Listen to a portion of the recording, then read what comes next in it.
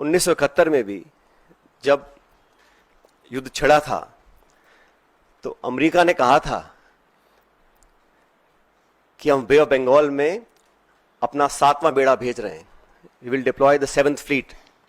That's what the Americans said. But despite that, the then government and Indira ji went ahead and did what was in our supreme national interest. आज हम उनको याद करते हैं कि वो नेतृत्व ऐसा था जहां पर नेशनल इंटरेस्ट को सबसे ऊपर रखा गया. और आज भी आपको याद होगा जब पार्लियामेंट पर आक्रमण हुआ था, वाजपेयी जी प्रधानमंत्री थे, सोनिया गांधी जी नेता प्रतिपक्ष थी.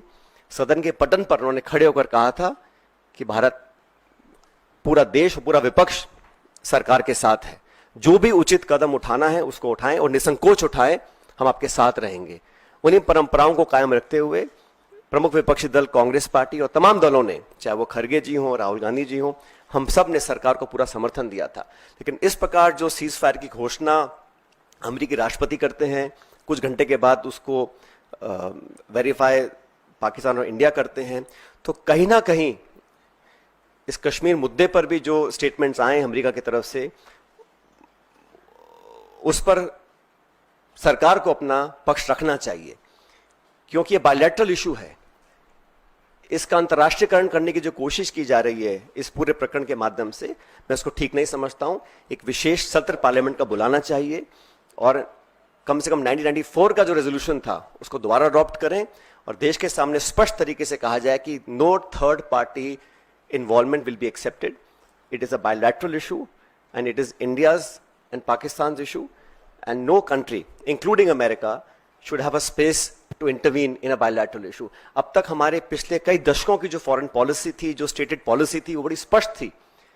उसमें कहीं मीडिएशन का, नेगोशिएशंस का, थर्ड पार्टी इन्वॉल्वमेंट का कोई स्कोप ही नहीं था, चाहे कोई प्रधानमंत्री हो, कोई सरकार हो.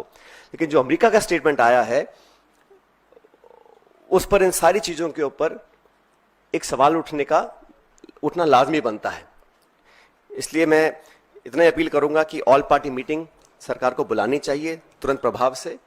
और हमारे सैनिकों ने पिछले दिनों में जो कर दिखाया है, मुझे लगता है कि उस पर हम सबको बड़ा फख्र है, बड़ा नाज है.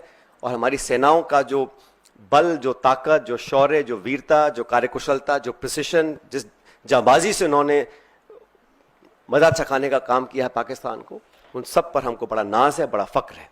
Thank you.